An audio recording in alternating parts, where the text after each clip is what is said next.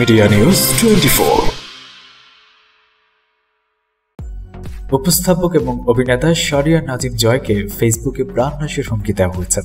এছাড়া তার আইডিটি ডিসেবল করে দিয়েছে ফেসবুক। এই ঘটনায় মঙ্গলবার সন্ধ্যায় ডিএমপির সাইবার ক্রাইম অ্যান্ড সিকিউরিটি ইউনিটে গিয়ে একটি অভিযোগ করেন তিনি।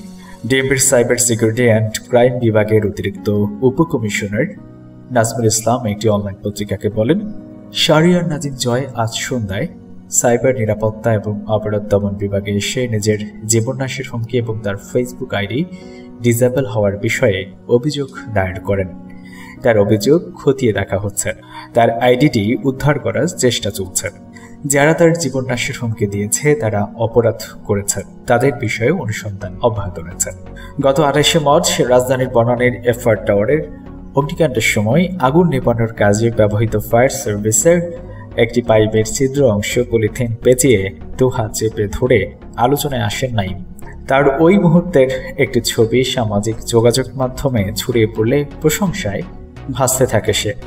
মুহূর্তের মধ্যেই বিশ্বব্যাপী ছবিটি ভাইরাল হয়। এক আমেরিকা প্রবাসী তাকে পড়াশোনার জন্য $5000 পুরস্কার দেওয়ার ঘোষণা দেন। সম্প্রতি টিভি উপস্থাপক ও অভিনেতা শাহরিয়ার নাজিম জয় নাইমের একান্ত এক সাক্ষাৎকার নেন।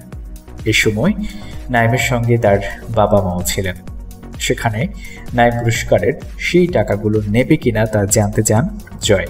নিলেও সেই টাকা কিসে খরচ করবে এমন প্রশ্ন করেন উপস্থাপক জয়। জবাবে নাইম জানায় সে টাকাগুলো সে এতিমখানার অনাথ শিশুদের জন্য দান করে দিতে চায়।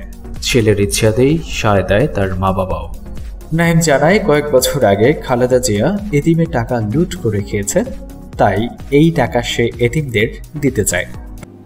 সেগুলো আমি এতিমখানায় দিয়ে দেবো। এতিমখানায় দিয়ে দিবে? কেন? মানে এতিমখানায় দিলে তারা সাহায্য পাবে, সেজন্য। কেন দিতে চাও এতিমখানায়? এতিমখানায় কিছু বছর আগে খালেদা জিয়া এই টাকাটা লুট করে খেয়ে নিয়েছিল, সেজন্য।